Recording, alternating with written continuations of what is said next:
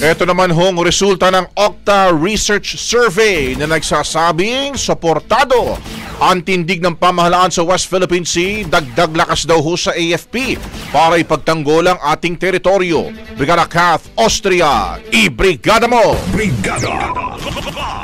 Mas pinaigting ng Armed Forces of the Philippines ang kanilang paninindigan na ipagtanggol ang karapatan ng bansa sa West Philippine Sea matapos lumabas sa resulta ng pinakabagong survey ng Octa Research na nagpapakita na karamihan ng mga Pilipino ay walang tiwala sa China.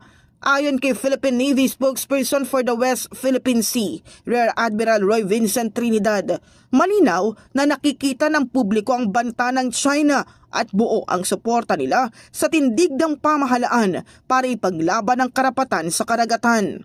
Batay sa tugon ng masa survey na isinagawa mula July 12 hanggang July 17 sa pamamagitan ng face-to-face interviews sa 1,200 respondents, 85% ng mga Pilipino ang nagsabing hindi nila pinagkakatiwalaan ng China, habang 76% naman ang mariing sumusuporta sa paninindigan ng bansa sa West Philippine Sea.